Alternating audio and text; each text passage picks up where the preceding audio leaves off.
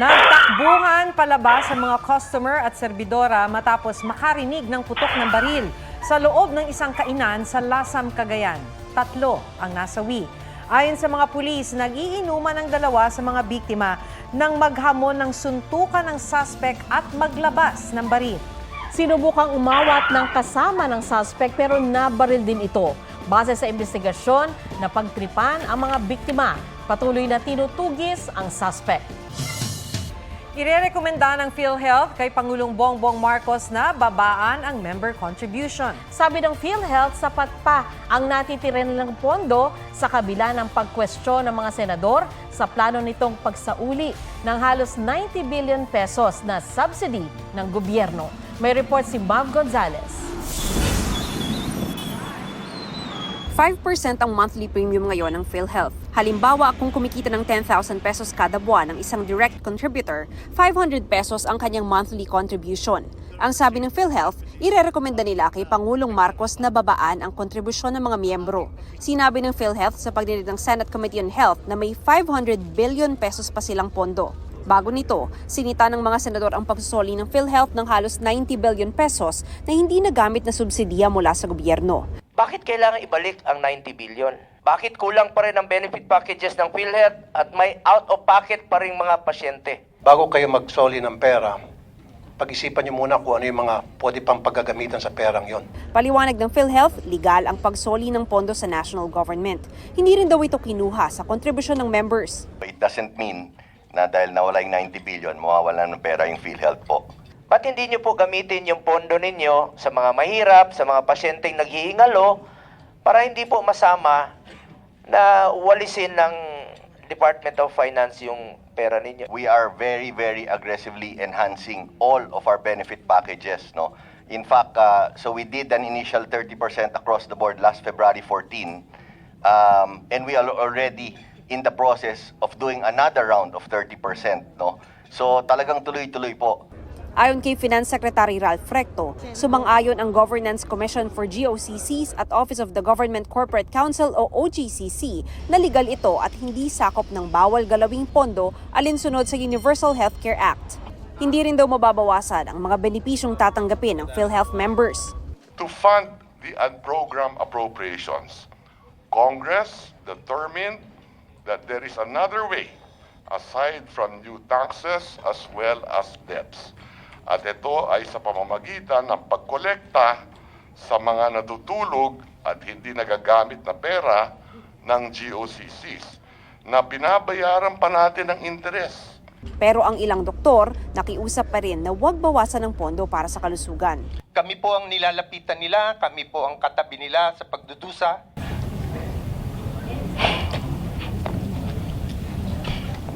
Excuse me. Kulang po ang tulong ng PhilHealth. Huwag nating tawaging savings yan kasi ito po yung utang natin sa kanila eh. Hindi ito dapat kaltasan. Mav Gonzalez, nagbabalita para sa GMA Integrated News. 10 ang sugatan matapos araruhin ng isang pampasaherong jeep ang 5 sasakyan sa Maynila. Sa Albay naman, kritikal ang isang rider na sinalpok ng bus. May report si Bea Pinlac.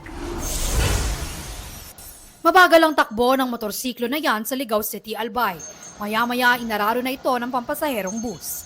Kritikal ang rider na nagtamo ng head injuries. Hawak na ng mga otoridad ang bus driver. Nabundol ng rider ang tumawid na bata sa Infanta, Quezon. Sugatan ng 3 taong gulang na bata na tumilapon sa lakas ng impact. Tumakas ang rider pero nakipag-ugnayan kalaunan sa barangay. Nagpapagaling pa ang bata. Tumilapon mula sa e-trike ang babaeng ito habang ang isang lalaki nagulungan ng jeep sa Maynila. 5 sasakyan ang inararo ng pampasaherong jeep matapos itong mawala ng preno.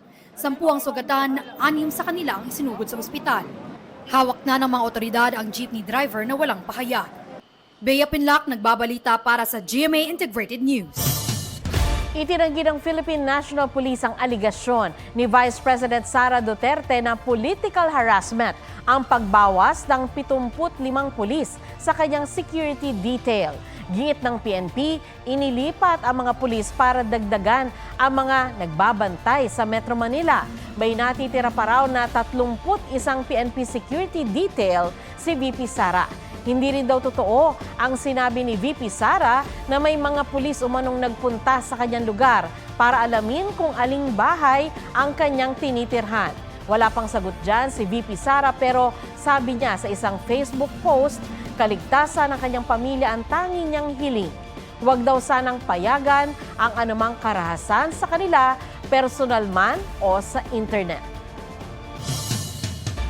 Plano ipamahagi ng Department of Agriculture simula sa susunod na buwan ng mga bakuna kontra African swine fever. Libre ito sa mga lugar na apektado ng ASF. May report si Darlene Kai. Kakaunti na nga ang karneng baboy na itinitinda ni Elizabeth pero hindi pa rin agad maubos. Sa Mega Q Market sa Quezon City, 35 pesos ang itinaas ng kada kilo ng karneng baboy kung ikukumpara noong umpisa ng taon. Siyempre, mas maganda yung bumaba ang baboy para ma-afford ng mga tao. Sa pinakabagong datos ng Philippine Statistics Authority, halos doble ang bilis ng pagtaas ng presyo ng karne nitong Hunyo kumpara noong nakaraang buwan. Ang dahilan, ang pagtaas sa mga kaso ng African Swine Fever o ASF ayon sa National Economic and Development Authority o NEDA. Kaya mahalaga ang bakuna kontra ASF na planong ipamigay ng Department of Agriculture ngayong Agosto hanggang Setyembre. Makukuha na kasi ng gobyerno ang unang batch ng 600,000 doses ng bakuna. The controlled rollout is set for the third quarter of 2024, prioritizing eligible commercial farms, semi-commercial enterprises, and clustered backyard farms that are very important. Under strict BICE supervision, this initial rollout is strictly voluntarily. 350 million pesos ang nakalaang budget para sa pagbabakuna. Uunahin daw ang mga lugar na may aktibong kaso ng ASF. Sa tala ng Bureau of Animal Industry, 18 probinsya ang may mga aktibong kaso ng ASF. If the vaccine is really effective, people will now invest again. There's a good chance na bababa ang presyo ng pork. Yung real effects niyan, malalaman by February pa next year. And the AVAC that was registered under monitored release has undergone clinical trials. So it was started last year. So medyo matagal-tagal, almost 2 years na rin po sila nag-a-apply. It has been proven 100% safe and efficacious. Darlene Kai, nagbabalita para sa GMA Integrated News. Humingi ng tawad ang advertising agency na nagpalit ng Hill Puyat Avenue signage sa Hill Tulog. Sinabi nitong kinikilala nila ang mga issue na idinulot ng kanilang ad campaign, bagamat nakakuha sila ng permit at clearance para rito. Agad nilang itinanggi ang ad campaign or agad nilang itinigil ang ad campaign. Ipinarating na rin daw nila sa pamilya Puyat ang kanilang pagsisisi, sabay linaw na nire-respeto nila si dating Senate President Hill Puyat.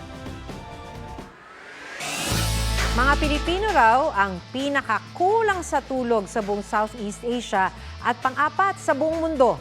Pero hindi yan dapat baliwalain ayon sa eksperto ang epekto sa kalusugan ng laging pagkapuyat sa Fit Track Report ni Katrina Son.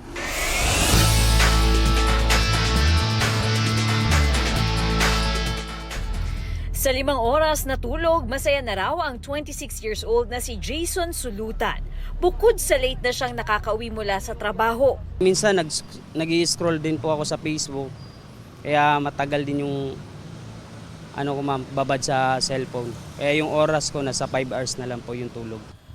Halos 5 oras din ang tulog araw-araw ng delivery rider na si Limuel Espinosa. Double job kasi siya. Rider na, may trabaho pa sa housekeeping section ng isang mall. Inantok din po. Kailangan pong kumain doon, magtrabaho po. Ang 70 years old na taxi driver na si Jimmy Agbulos, 2 hanggang 3 oras lang ang tulog araw-araw. Pagka-uwi matapos pumasada, may gawaing bahay pa dahil mag-isa lang niyang namumuhay sa Maynila.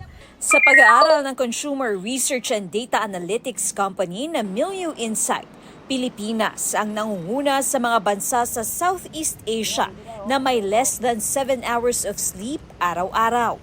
At ika-4 na bansa sa mundo na kulang sa tulog. Ayon sa presidente ng Philippine Society of Sleep Medicine, ang digitalization at globalization ang rason kung bakit kulang sa tulog ang mga Pilipino.